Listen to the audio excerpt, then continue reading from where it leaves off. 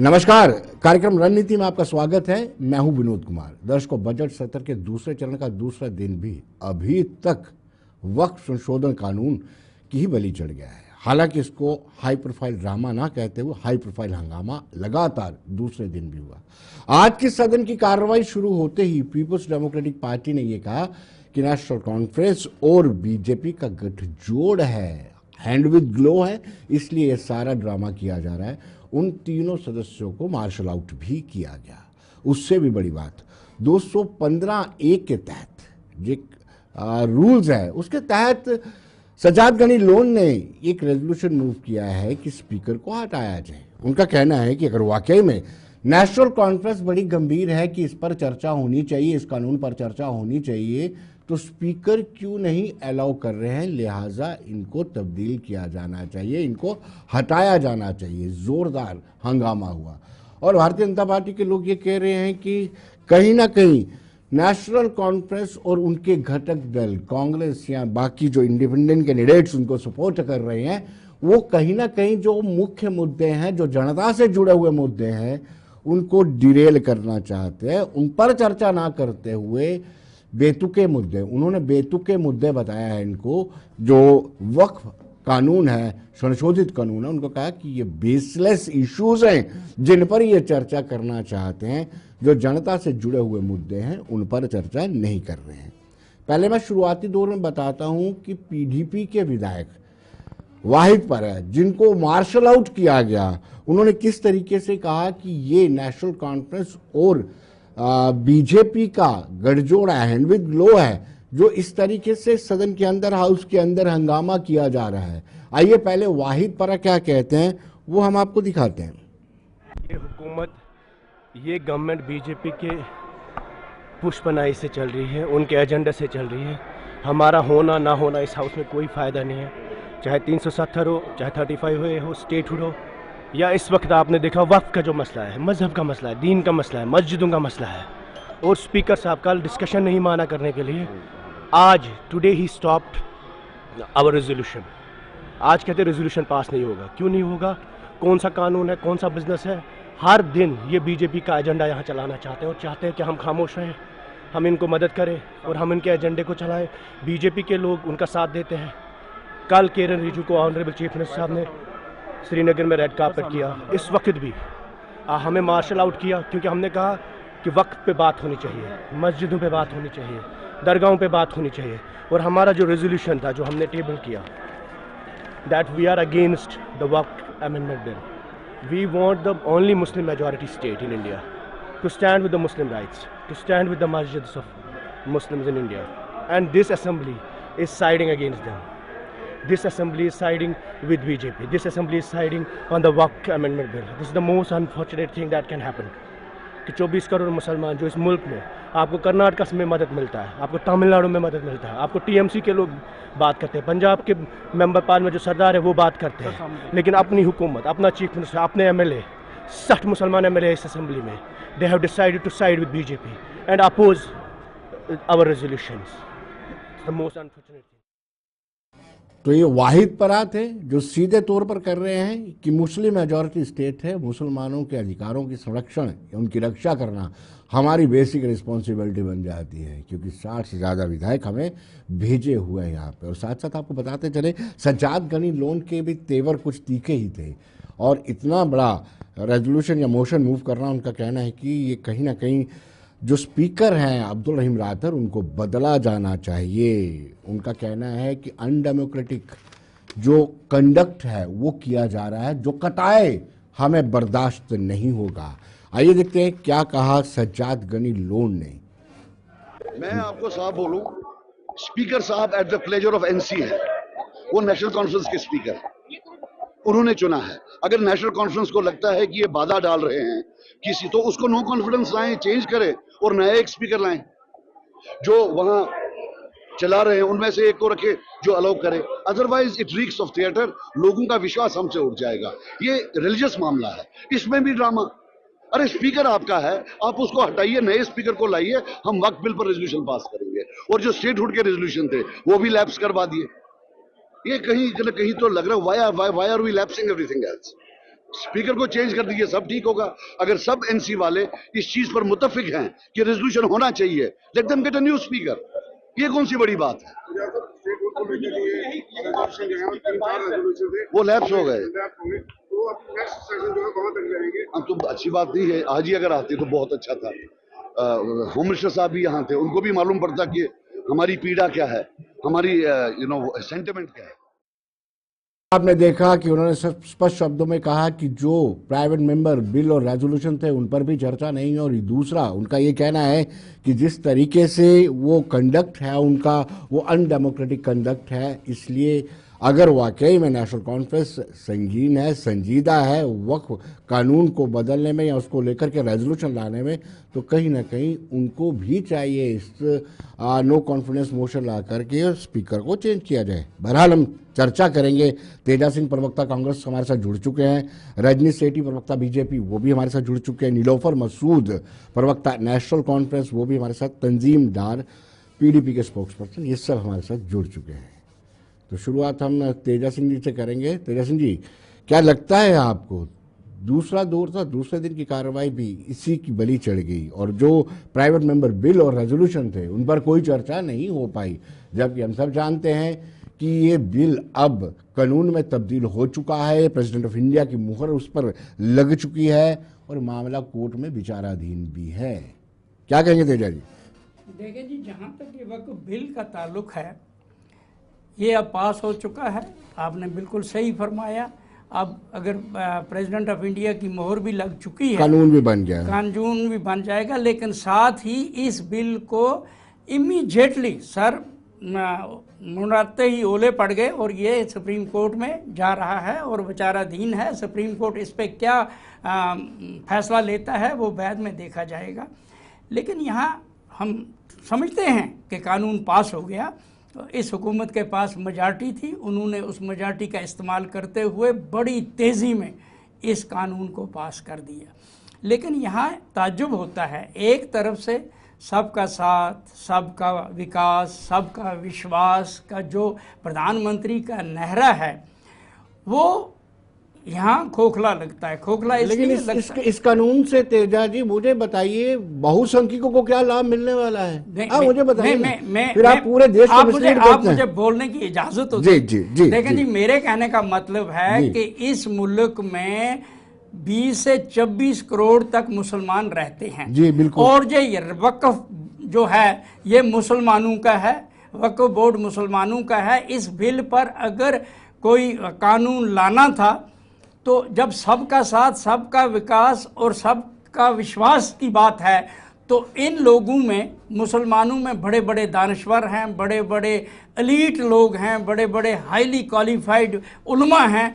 और मैं चाहता हूं कि इस इतने बड़े देश में जो हिंदुस्तान में सारे वर्ल्ड का सबसे बड़ा जमहूरी मुल्क है, इनको चाहिए था उस तबके को, उस फिरके को, उस कौम को कॉन्फिडेंस में लेकर सभी स्टेक होल्डर्स को लिया गया था, उनसे रिकमेंडेशन भी मांगी गई थी, उन रिकमेंडेशन को इनकॉर्पोरेट भी किया गया।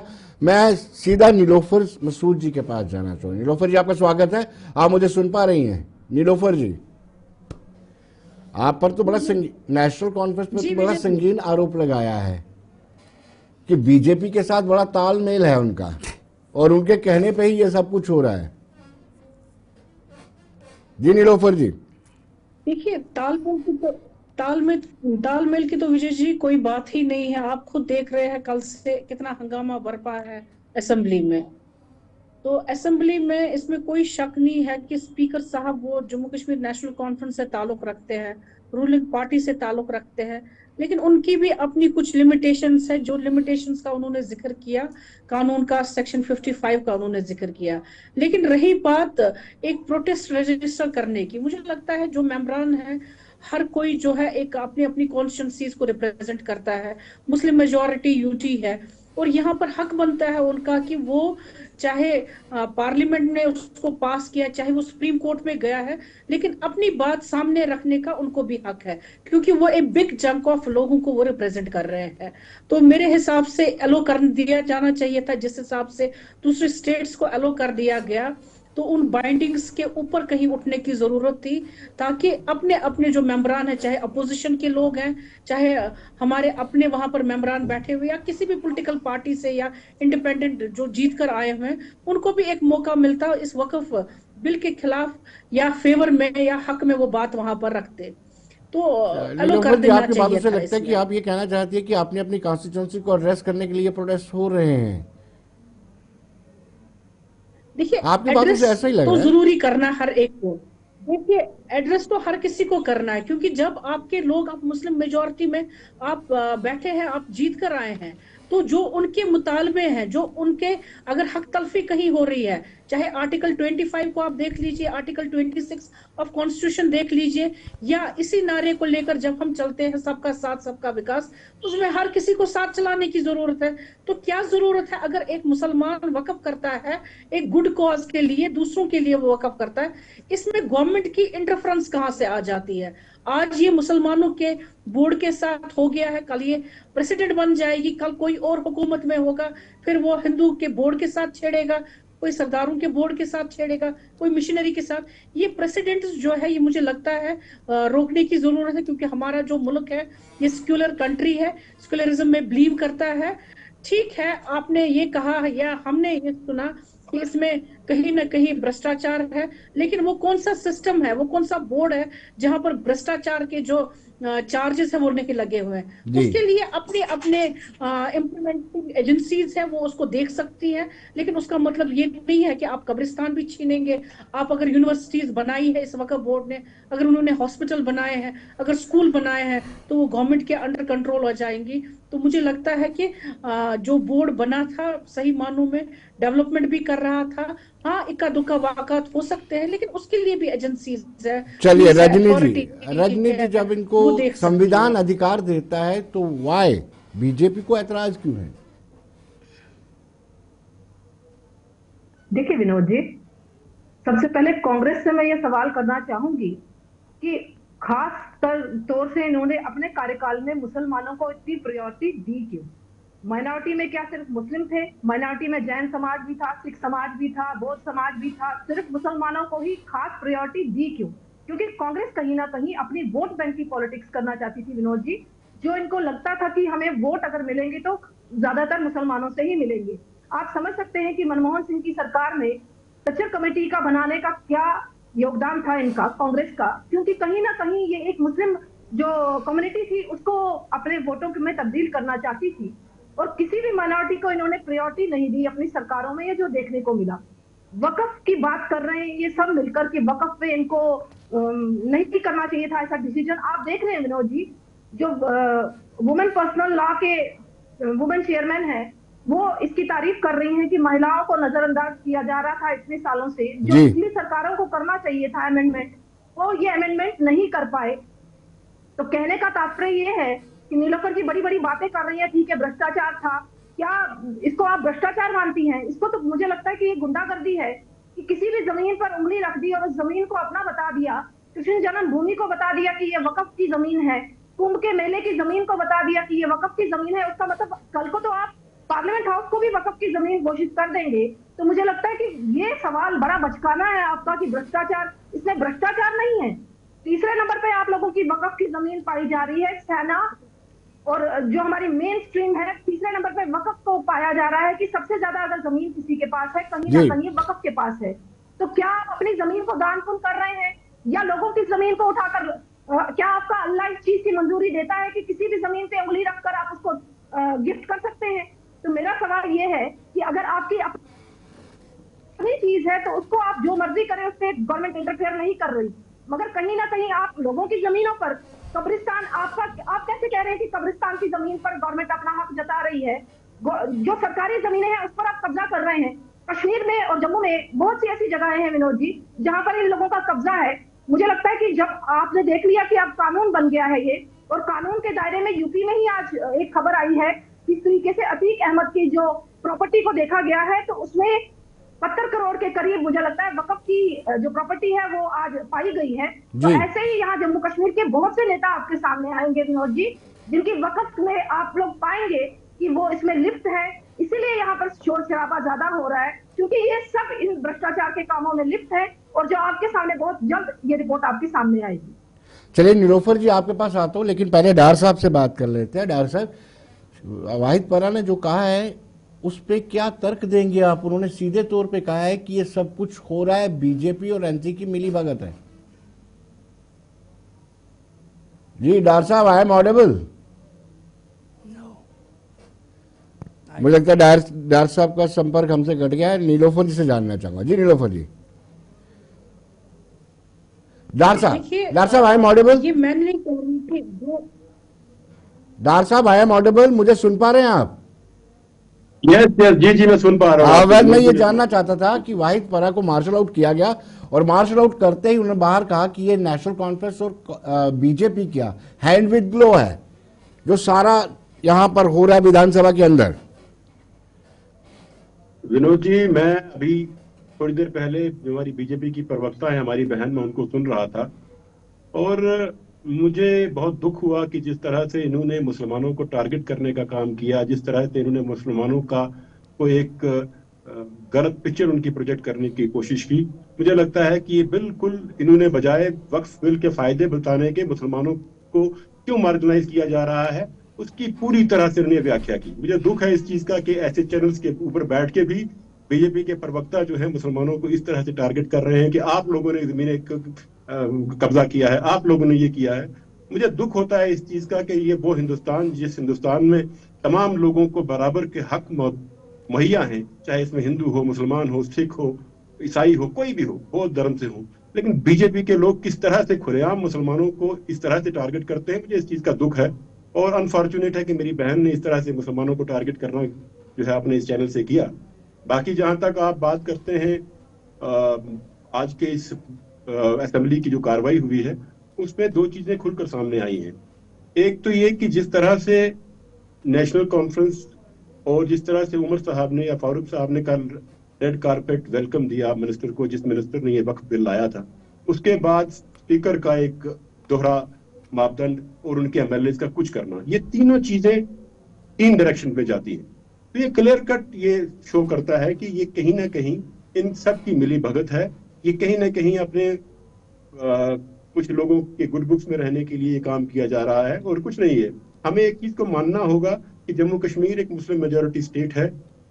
तमाम गैरों से कहा तुमने, गैरों से सुना तुमने, कुछ हमसे कहा होता, कुछ हमसे सुना होता। मुसलमानों के हक के फैसला किया जा रहा है, मुसलमान नाखुश है, मुसलमान रो रहा है, और खुश होने रजनी जी फैसला हमारा हो रहा है, खुश हमें होना चाहिए। अगर इतना ही अच्छा कुछ उन्होंने काम किया था तो ढोल तो हमें बजाना चाहिए मुसलमानों को जी। इसलिए मैं ये मानता हूं कि मुसलमानों को जितना ये हाशिए पे लाने की कोशिश करेंगे, ये उतना ही अपने वोट बैंक को कंसोलिडेट करने की कोशिश करते हैं। लेकिन मैं एक बात ये आपको वसूख से कह दूंगा कि हिंदुस्तान का डीएनए जो है वो इन चीजों को प्रमोट नहीं करता जिस आइडियोलॉजी को रजनी जी या मेरी बहन ये प्रमोट करती हैं। यहाँ की आइडियोलॉजी, हमें इस चीज की भी खुशी है कि जहां पे 232 पार्लियामेंट के मेंबर्स ने वक्फ बिल के खिलाफ वोट किया है, राज्यसभा में 90 से ऊपर का गालिबन लोगों ने इसको अपोज किया है। मामला यह है कि ये जो बीजेपी का बेसिक आइडियोलॉजी है मुसलमानों को हाशिए पर लाकर उन्हें कहीं ना कहीं मार्जिनाइज कर अपने वोट को कंसोलिडेट करने की ये वो कोशिश कर रहे हैं। बाकी नेशनल कॉन्फ्रेंस के जो वाहिद एक चीफ मिनिस्टर पूरे हिंदुस्तान में एक उमर साहब थे, उनको जो डायरेक्शन, जो सोच पूरे हिंदुस्तान के मुसलमानों को और जम्मू कश्मीर के मुसलमानों को दी चाहिए थी, वो उसमें फेल हो चुके हैं। और सबसे बड़ी बात यह है, ये कोई हमारे लिए सियासी मसला नहीं है जी। हमारी नीलोफर बहन हमारी बैठी है, इन्होंने भी बात की, उन्होंने कहा अपनी अपनी कॉन्स्टिट्यूंसी को एड्रेस करने की जरूरत है। मैं कहूंगा ये किसी ने कोई कॉन्स्टिट्यूंसी एड्रेस नहीं करनी है, ये मुसलमानों की आइडेंटिटी और तशक्कुत का मामला है, ये यहाँ के सेकुलर जो करेक्टर है हिंदुस्तान का उसका मामला है। हमें इस वक्त हमें एड्रेस हिंदुस्तान के तमाम मुसलमानों को करना है। तेजा सिंह के पास तो हमसे पूछते हैं कौन सा चीज जी। तेजा सिंह जी के पास आने से पहले मैं ये बताऊंगा कि सलमान सागर उन्होंने कहा है कि ये केंद्र सरकार ने एक ऐसा वेपन तैयार किया है, हथियार तैयार किया है जो मुसलमानों को तंग करने के लिए है। यानी वक्फ अमेंडमेंट कानून जो है, हालांकि 95 में भी हुआ, 2013 में कांग्रेस ने भी किया, लेकिन सलमान सागर क्या कहते हैं वो हम आपको बताते हैं। मुझे पूरा भरोसा इस चीज़ का कि मेरा मुल्क हिंदुस्तान मुझे पूरी आज़ादी देता है कि मैं डिसएग्री करूं किसी चीज़ से। मेरे को आज़ादी है, मुझे राइट टू एक्सप्रेशन है, मुझे राइट टू फ्रीडम है बात करने का। हमारी फ्रीडम ये है कि हम इससे बात करें। ये जो वक्फ बिल है ये हमें नामंजूर है, ये मुसलमानों को मार्जिनाइज करने का एक वेपन है, ये मुसलमानों को दबाने का वेपन है, ये मुसलमानों को तंग करने का वेपन है, ये हमारी ज़मीनों पे, ये हमारे कब्रिस्तानों पे, ये हमारी मस्जिदों पे कब्जा करने का वेपन है। ये सिर्फ बीजेपी ने इसलिए बनाया है कि 2029 को वो पावर में आए और हमारे पूरे हिंदू भाई जो पूरे मुल्क में है उनको बताए, देखो हमने मुसलमानों की ज़मीनें कैसे छीनी है, हमने मुसलमानों की मस्जिदें कैसी छीनी है, हम मुसलमानों को कैसे रोके नमाज पढ़ने से। असल बात तो वही है, ये जो सबका साथ सबका विकास है वो कागजों में भी नहीं है। कागजों में तो अब वक्फ बिल आ गया, कागजों में सबका साथ सबका विकास नहीं आया। हम यही इन्हीं लाइज को एक्सपोज करना चाहते हैं, इसी झूठ का पुलिंदा हम फोड़ना चाहते हैं असेंबली में। वही हम स्पीकर से बोलते हैं कि हमें ये नामंजूर है, हम इस वक्फ बिल को नहीं मानते, हम इस पर डिस्कशन चाहते हैं। हम चाहते हैं दुनिया के लोग समझे, जम्मू कश्मीर के मुसलमान समझे, पूरे मुल्क के मुसलमान समझे कि only Muslim majority state in India Jammu Kashmir, वो यहाँ के मुसलमानों की बात करती है, दुनिया के मुसलमानों की बात करती है, मुल्क के मुसलमानों की बात करती है। चलिए, सलमान सागर ने अपना जो था वो बता दिया कि उनका कंसर्न क्या है, किस तरीके से कि मुस्लिम मेजॉरिटी स्टेट है और इसमें भी अगर हम विरोध नहीं करते हैं तो कहीं ना कहीं ये ज़्यादती होगी उन लोगों के साथ। लेकिन तेजा सिंह जी, आपसे जानना चाहता हूँ तो क्या ज़रूरत पड़ी थी 2013 में आपको इस बिल की अमेंडमेंट करने के लिए? क्या आपको लगता था कि आप अपीज करना चाहते हैं? देखिए जनाब, वजह ये है कि हमने अपीज किया या नहीं किया, जो किया वो आपके सामने है जी। मगर इस वक्त जो ये अमेंडमेंट बिल है, जैसा कि सागर साहब ने कहा कि मुसलमानों को तंग किया जा रहा है और इससे मुसलमानों को हरास किया जा रहा है। मैं मानता हूँ हिंदुस्तान की गवर्नमेंट मुसलमानों को तंग नहीं करती है और ना मुसलमानों के साथ उनको दुश्मनी है, लेकिन बीजेपी की जो सरकार है उनके सामने बड़ी नज़दीक है बिहार की इलेक्शन, और ना ही वो हिंदुओं के इतने हमदर्द हैं।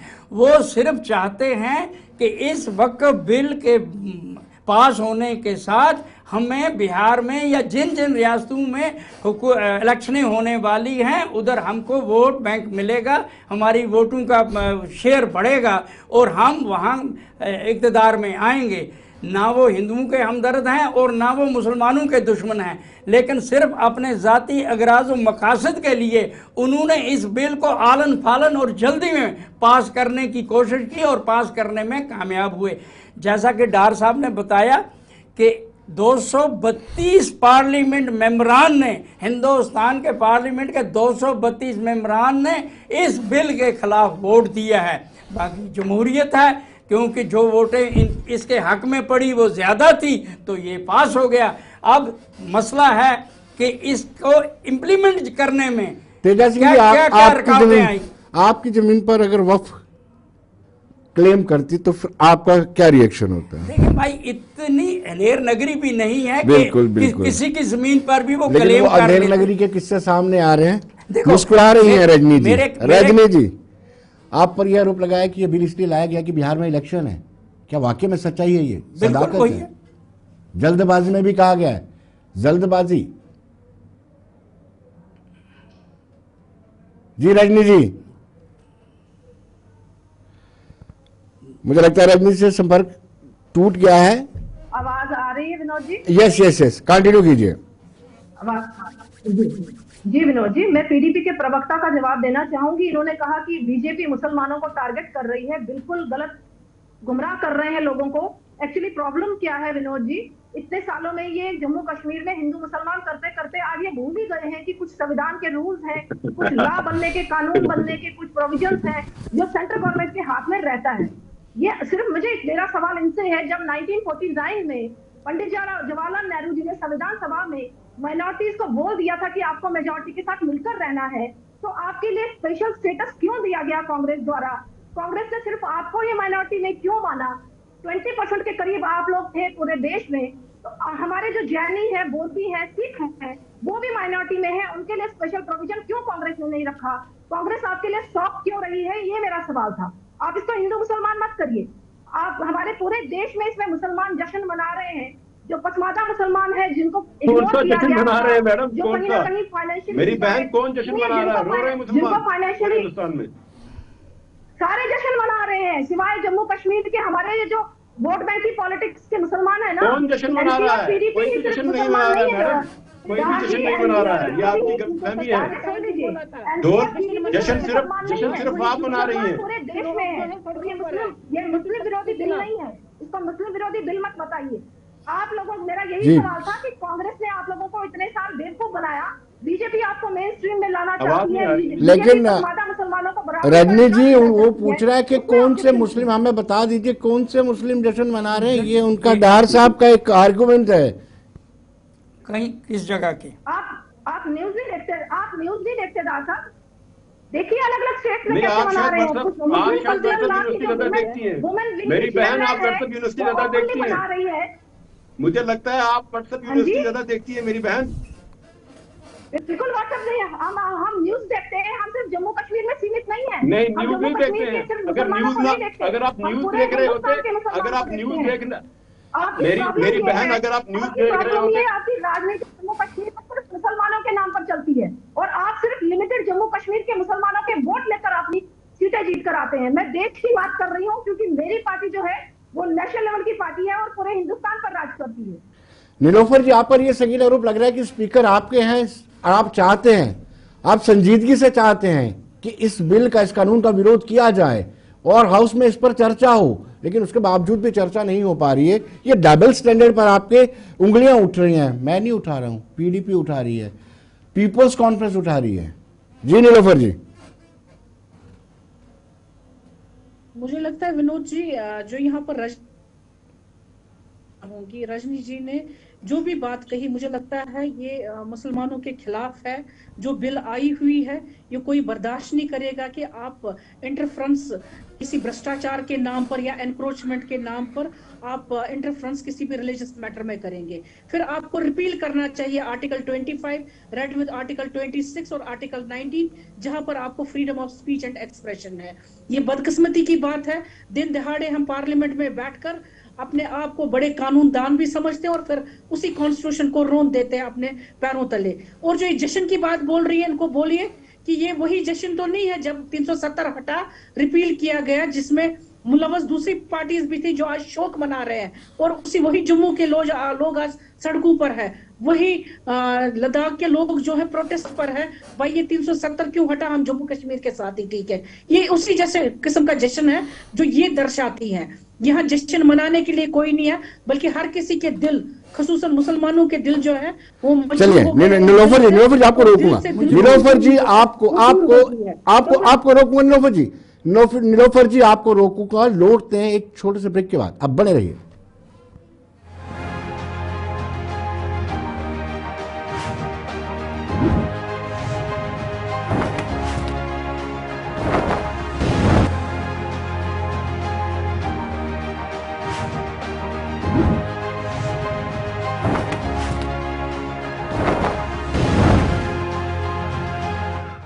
ब्रेक के बाद एक मरतबा फिर स्वागत है। नीलोफर जी के पास जाना चाहेंगे, लेकिन उससे पहले मैं बताता हूँ आर एस पठानिया जो एडवोकेट हैं और बीजेपी के बड़े फायर ब्रांड नेता हैं, उनका कहना है कि पार्टी ये नेशनल कॉन्फ्रेंस इसलिए प्रदर्शन कर रही है कि वो डिरेल करना चाहती है। जो जनता से जुड़े हुए मुद्दे हैं उन पर चर्चा ना करते हुए इन पर चर्चा कर रही है, और बार बार इस बात को उन्होंने दोहराया है कि ये चीज ठीक नहीं। आइए देखते हैं आर एस पठानिया क्या कहते हैं, फिर सीधे नीलोफर जी के पास चलेंगे क्योंकि बात उनकी अधूरी रह गई थी।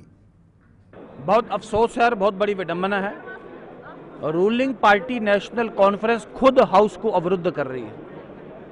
रूलिंग पार्टी बिजनेस नहीं चलने दे रही। मुझे लगता है पहले 6 महीने में ये लोग फ्रस्ट्रेट हो गए।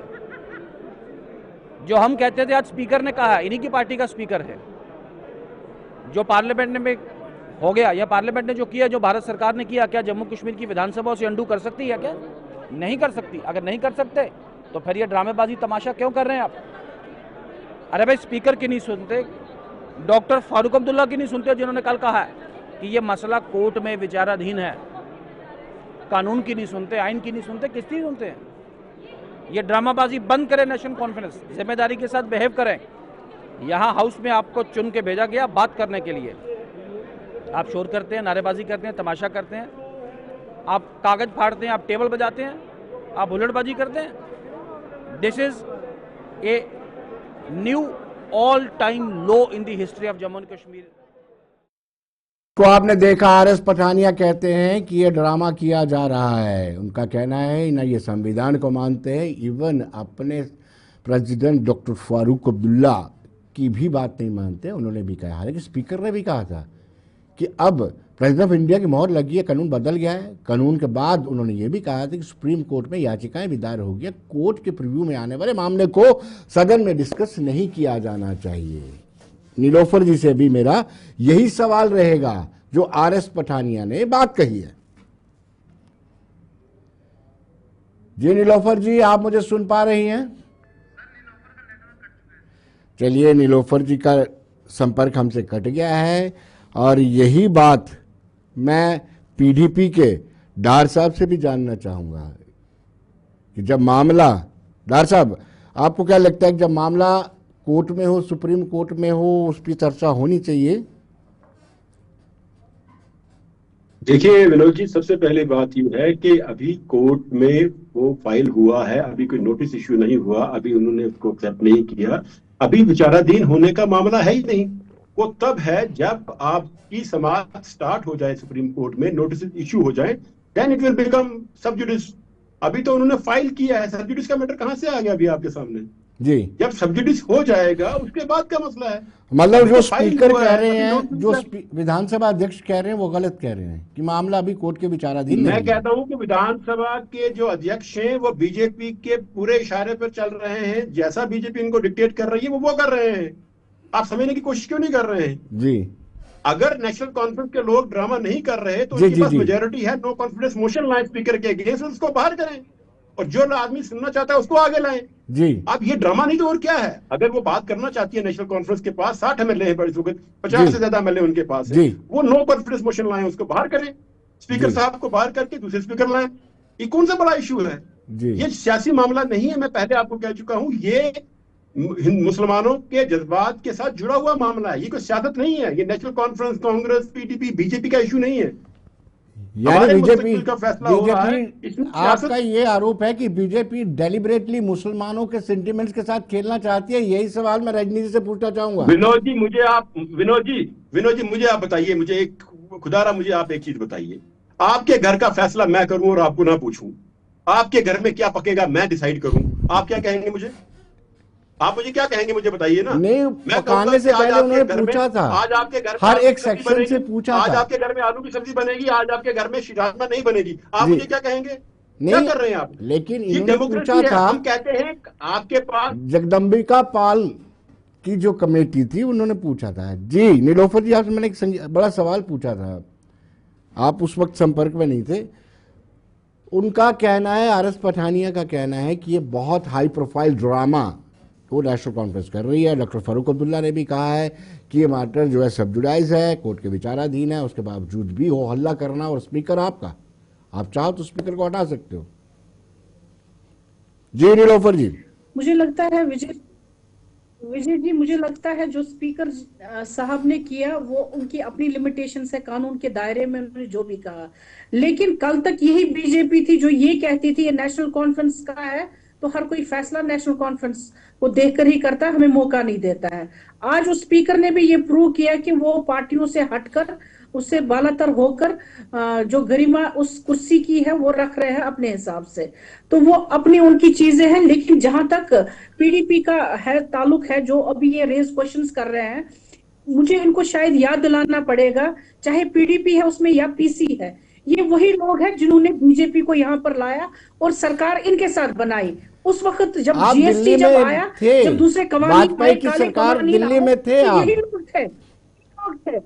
यही लोग थे जब ये उनके साथ मिलकर ये नीलोफर जी को मैं याद दिलाना चाहता हूँ, सवाल कर रहे हैं नीलोफर जी, कोई हक ही नहीं हमें सवाल करने का। इनको तो माफी मांगनी चाहिए यहाँ के लोगों को, क्योंकि इन्होंने उस वक्त उस पार्टी का साथ दे दिया जिन्होंने हमेशा से नीति रही है जो मुसलमान है या माइनॉरिटी में जो भी लोग हैं उनको नीचा दिखाना। रजनी जी यहाँ पर बैठी हुई है, क्या ये लिमिटेशन लॉ को मानती है? अगर मानती है इस वक्फ बोर्ड के जितने भी प्रॉपर्टीज है, आपकी नजर तो उन प्रॉपर्टीज पर है बेसिकली। आपने लिमिटेशन को भी आपने गलत रख दिया, इनएप्लीकेबल बना दिया। 12 साल को जो स्टैट्यूट है, अगर कोई पोजीशन में है उसको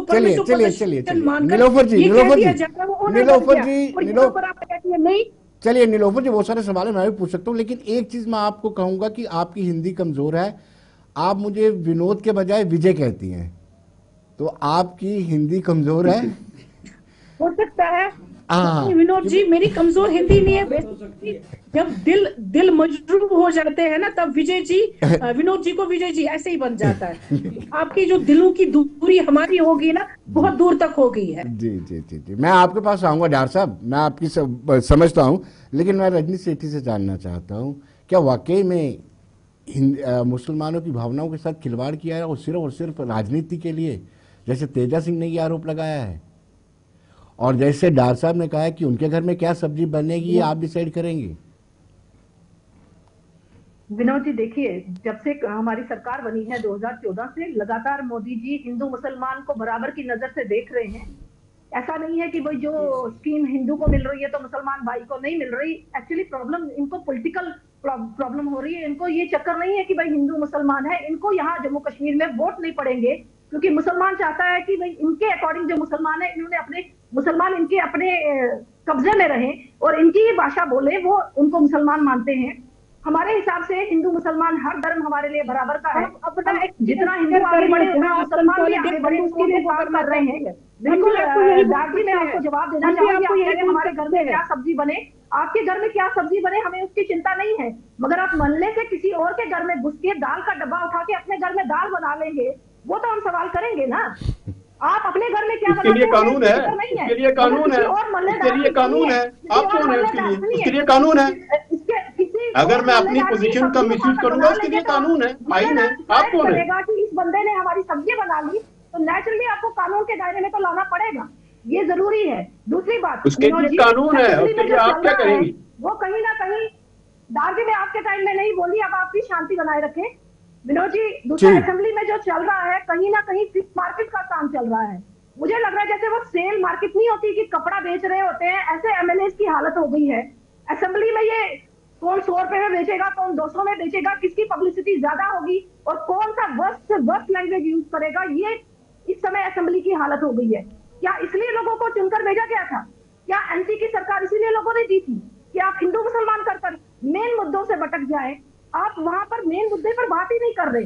आज जहाँ की बात सुनी थी मैंने कि आईजी साहब ने डेली में इशू को कहीं ना कहीं अगर आपको यहाँ के लोग आप समझ सकते हैं कि कल खत्म हो जाएगा ये सेशन, उसके बाद आप क्या करेंगे? उस पर प्रोटेस्ट जो मेन इशू है वक्फ जो है कहीं ना कहीं कानून बन गया है, उस पर आप बहस करना चाहते हैं जो आपके पावर में नहीं है, जो आप इख्तियार ही नहीं रखते कि उसको आप बदल सकेंगे। तो लोगों को बेवकूफ बनाना बंद करिए। 70 साल आप लोगों ने राज किया। चलिए तेजा सिंह जी से जान लेते हैं। तेजा सिंह जी सीनियर एडवोकेट है, हमारे कांग्रेस के प्रवक्ता है। तेजा सिंह जी से जान लेते हैं। तेजा सिंह जी, वैसे आपसे पूछना नहीं चाहते, क्या वाकई में आपको लगता है कि ये बिल के पीछे हिंदू मुस्लिम की राजनीति है? देखिए जनाब, मैं हिंदू मुस्लिम की बात नहीं करूंगा, लेकिन वोटों के लिए ये हिंदू मुस्लिम किया जाता रहा है। और बीजेपी की हुकूमत ने जब से ये आए हैं, इन्होंने हिंदू राष्ट्र का हिंदू राष्ट्र, मैडम जी हमें बोलने दे, फिर उसके बाद आप बोलना। हिंदू राष्ट्र का नाम लेकर मंदिर बनाने के नाम पर, इस नाम पर, उस नाम पर इन्होंने हमेशा कोशिश की है कि इस गरज से हमें वोटें मिलेंगी, हम इम्पीचमेंट करेंगे, हिंदू लोग खुश रहेंगे। चलिए तेजा सिंह जी बताएंगे कि राम मंदिर के खिलाफ है कांग्रेस, बोलेंगे? बिल्कुल नहीं। आप राम मंदिर, राम जी को काल्पनिक कहते हैं, आप बोले? बिल्कुल नहीं। राम सबका है, सारे हिंदुस्तान का, सारे वर्ल्ड का है। राम सिर्फ बीजेपी वालों का नहीं है। लेकिन बीजेपी वाले राम का नाम एक्सप्लॉइट करके राज में रहना चाहते हैं, हुकूमत करना चाहते हैं। लेकिन मैं वसूख से कहूंगा, हिंदुस्तान का हिंदू बड़ा बाशूर हिंदू है। अगर ये 232 पार्लियामेंट मेंबरान ने इस बिल के खिलाफ वोट दिया है, ये इससे साबित होता है कि जो हिंदुस्तान का हिंदू है वो मजहब में बांटना नहीं चाहता है, वो सेकुलर बुनियाद पर हिंदुस्तान की रहनुमाई करना चाहता है और वो चाहते हैं कि हिंदू मुस्लिम सिख सब लोग प्यार से रहें और ये मुल्क तरक्की करे। और मैं एक बात जरूर कहूंगा, चंद और अकलीतें भी हैं जिनको अब ये खदशा जाहिर हो रहा है कि कहीं वहां से फुर्सत मिलकर मोदी जी हमारे तरफ न कदम बढ़ाए।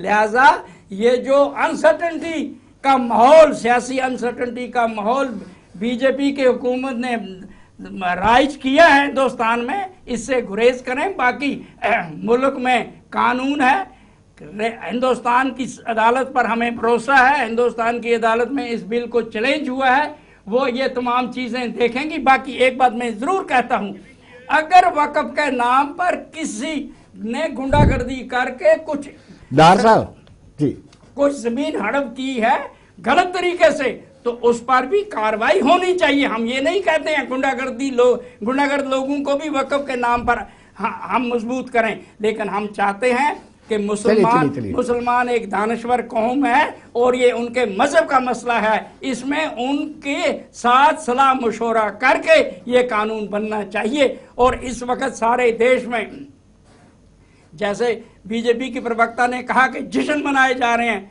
मैडम जी सारे हिंदुस्तान के मुसलमान गमजदा हैं, वो इस बिल के खिलाफ हैं, लेकिन बदकिस्मती है कि वो माइनॉरिटी में हैं, कर कुछ नहीं सकते हैं। बाकी जश्न किसी मुसलमान ने नहीं मनाया और ना इस बिल पर मनाए। ऐसे जी आप भी माइनॉरिटी में हैं, अपने लिए आवाज उठा लीजिए। मैडम जी जब हम पर बात आएगी तो उस वक्त हम चलिए क्या कर सकते हैं वो आपको पता है। डार साहब आपके पास आने से पहले मैं नीलोफर जी के पास जाना चाहूंगा। नीलोफर जी, मैं आप सुन पा रही हैं मुझे? नीलोफर जी आई एम ऑडिबल, आप मुझे सुन पा रही हैं? एक छोटा सा, आपने बड़ा संगीन आरोप लगाया है, पीसी पर लगाया है, पीडीपी पर, पीडीपी पर और पीसी पर आरोप लगाया कि आप ही ने इन लोगों को लाया, यहाँ पर आपने लगाया आरोप, आप भी उनका हिस्सा रहे हैं।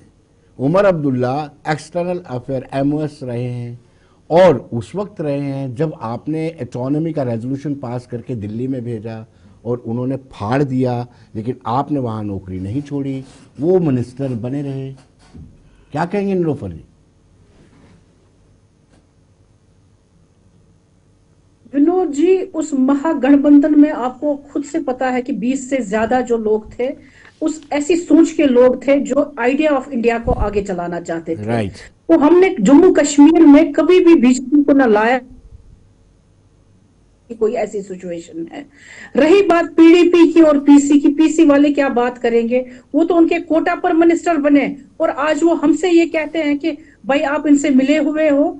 तो दिक्कत ये है कि जिन लोगों ने यहाँ पर बर्बादी की जम्मू कश्मीर की, इसको डिसग्रेस लाया इस पर और इसको यूटी बना दिया, वही लोग आज सवाल करेंगे। उनके 3 मेंबरान हमसे सवाल करेंगे। मैं यहाँ पर याद दिलाना चाहूंगी रजनी जी से, जब retired justice Zakiullah Khan 5 member committee को हेड कर रहे थे, उस वक्त मुख्तार नकवी की एक स्टेटमेंट आई हुई थी जिसमें उन्होंने ये कहा कि ट्रांसपेरेंसी लाने के लिए वक्फ प्रॉपर्टीज में इनको जियो टैग किया जाएगा और 100% जो फंडिंग है वो प्रधानमंत्री योजना के तहत इनको दी जाएगी, ताकि स्कूल्स यूनिवर्सिटीज वगैरह जो है वो एक तो यहाँ पर बन सके और साथ में जो प्रॉपर्टीज ऑलरेडी जियो टैग की गई थी, मुझे नहीं लगता है एक जरूरत थी एक बिल को लाने की। ये बिल जो है इनफैक्ट मुसलमानों को डिसएम्पावर करने के लिए लाई गई है और मुसलमानों के राइटों को कमजोर करने की ये एक कड़ी है जो हमारे सामने आ रही है। अगर एक मुसलमान अपनी प्रॉपर्टी वक्त पर क्या इसमें इंटरफेयर करना है? ये तो ऑलरेडी हो गया है। आप ही की कमेटी, आप ही के लोग थे, आप ही का यूनियन मिनिस्टर था, जो रिपोर्ट उसके सामने आई हुई है। तो आप कहीं पर कहीं कुछ कोताहियां रही होगी। मैं ये नहीं कहती कि हर कोई सिस्टम जो है वो परफेक्ट है, सिस्टम में कहीं ना कहीं नाकामियां हो सकती है, लेकिन उसको कवर अप करने के लिए हमारे पास एजेंसीज है, हमारे पास डॉक्टर साहब से जान लेते हैं, का इंसाफ है। आप यहाँ के लोगों की प्रॉपर्टी हड़प कर लेंगे। जी जी जी डॉक्टर साहब, अभी जो खबर आई है कि आधे घंटे के लिए फिर हाउस को अर्जन कर दिया गया है, लेकिन मेरा सवाल ये था कि नीलोफर जी ने कहा है कि आपने बीजेपी को न्योता दिया और बीजेपी ने आकर के 370 में संशोधन किया और 35A को अपील कर दिया। पीसी पर भी आरोप लगाया, लेकिन पीसी जी विनोद जी, मैं इससे पहले एक दो चीजों को मैं रिएक्ट करना चाहूंगा। मेरी बहन नीलोफर जी ने पहले ये कहा कि इस तरह से जो इश्यूज जो हमने रेज किए पीछे कि ये वक्फ को लेकर पहले से हमने ये कहा है कि अगर नीलोफर जी दो चीजों को डिफेंड करने की कोशिश कर रही हैं। एक तरफ ये अपने एमएलए को डिफेंड कर रही हैं कि वो स्पीकर के अगेंस्ट सही प्रोटेस्ट कर रहे हैं, दूसरी तरफ वो स्पीकर को डिफेंड कर रही हैं कि वो कानून के अंदर काम कर रहे हैं। पहले नीलोफर जी ये डिसाइड करें कि वो स्पीकर की तरफ है या अपने एमएलए की तरफ है। जी, ये मुझे समझ नहीं आ रही ना, ये दोहरा मापदंड क्या है। दूसरी बात, मेरी बहन रजनी जी ने अभी बात की पिछली बार कि भाई आपके घर क्या पकेगा हमें नहीं पता, किसी के घर में आप जाके डब्बा मत उठाइए। अरे भाई, हम किसी के घर जाएंगे उसके लिए कानून है, कानून अगर काम करेगा उसके लिए हमें किसी की जरूरत नहीं है। मेरा दूसरी बात जो हमारे कांग्रेस के प्रवक्ता यहाँ बैठे उन्होंने कहा गुंडागर्दी वक्फ के नाम पे की हो किसी ने। अरे भाई, वक्फ जो हेड करता था उसका एक मिनिस्टर था, वो एक कानून के अंदर हेड कर रहा था, उसको कोई माओवादी हेड नहीं कर रहे थे, उसको चलाने वाले कोई गुंडे लोग नहीं थे, गवर्नमेंट के अपॉइंटेड लोग थे, गवर्नमेंट के अपॉइंट किए हुए लोग उसको काम करते हैं। कौन किसको जाके वो कर, और ये गवर्नमेंट के अंडर अदारा काम कर रहा था। ये कोई अदारा ऐसा तो नहीं था कि आप कहते हैं जैसे कोई जिस अदारे का कोई वाली वारिस कोई नहीं था। आप पहले इस चीज को समझिए, ऑलरेडी वक्फ जो समय इजाजत नहीं दे रहा है। डॉक्टर साहब समय इजाजत नहीं दे रहा है। डॉक्टर साहब बहुत बहुत शुक्रिया। नीलोफर जी आपका भी, रजनी जी आपका भी, तेजा जी आपका भी बहुत बहुत शुक्रिया। तो दर्शकों, आप बने रहिए देश दुनिया की खबरों के लिए और मुझे दीजिए इजाजत। नमस्कार। जीते रहो।